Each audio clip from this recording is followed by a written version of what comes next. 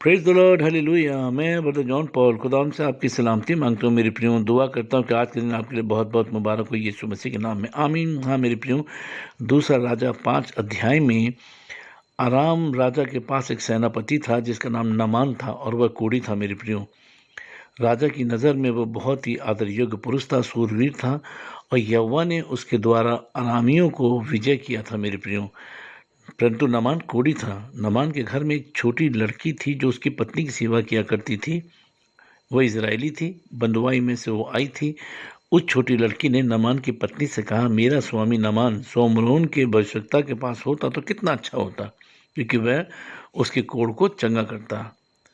उस लड़की की ये बात सुन करके ये खबर राजा तक पहुंची तो अराम के राजा ने इजराइल के राजा के पास नामान को भेजा और उसके साथ एक पत्र भी भेजा और बहुत बहुमूल्य वस्तु भी भेजी, जिसमें चांदी, सोना और कपड़े थे। मेरे प्रियो, और नामान उन सब चीज़ों को लेकर के इजराइल के राजा के पास रवाना हुआ और पहुंचकर इजराइल के राजा के पास जब पहुंचा तो ये पत्र और सारा सामान इजराइल के राजा को दिया।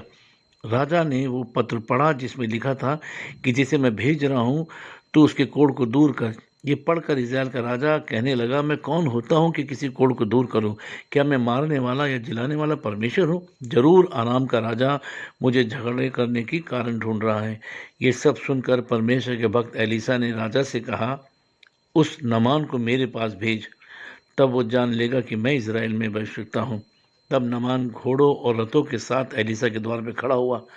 तब एलीसा ने एक दूत को नामान के पास भेजा कि जाकर नामान से कहे कि 7 बार यरदन नदी में डुबकी मार, तब तेरा शरीर ज्यों का त्यों हो जाएगा और तू शुद्ध यानी चंगा हो जाएगा। ये सुनकर नामान को बहुत गुस्सा आया। मेरे प्रियो, वो बहुत क्रोधित हुआ। उसने ये सोचा था कि एलीसा मेरे पास आएगा और मुझे चंगा करेगा और अपने परमेश्वर यहोवा से प्रार्थना करके मेरे ऊपर हाथ रखेगा और कोढ़ दूर हो जाएगा। पर ऐसा नहीं हुआ। मेरे प्रियो, वह गुस्से में कहने लगा, क्या हमारे दमिश्क में ऐसी कोई नदी नहीं जिसमें हम नहा करके कोढ़ से शुद्ध हो जाएं? वह गुस्से में बहुत ही क्रोधित होकर वापस लौट गया। मेरे प्रियो, पर उसने जो उसके सेवक उसके साथ थे उन्होंने उसके पास आकर कहा, हे हमारे पिता, यदि भविष्यद्वक्ता एलीशा तुझे कोई भारी काम करने को आज्ञा देता तो क्या तू उसे ना करता? फिर जब वह कहता है कि स्नान करके शुद्ध हो जा, तो कितना अधिक तुझे मानना चाहिए। तब उसने परमेश्वर के भक्त के वचन के अनुसार यरदन में जाकर 7 बार डुबकी मारी। मेरी प्रिय, 7 बार, और उसका शरीर छोटे लड़के का सा हो गया और वो शुद्ध हो गया।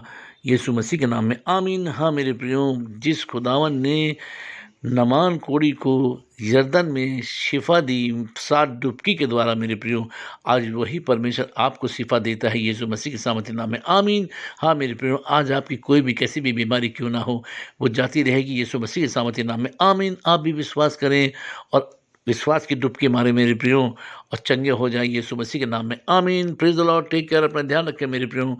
प्रभु आपसे प्रेम करते हैं। Have a nice day, God bless you, आमीन।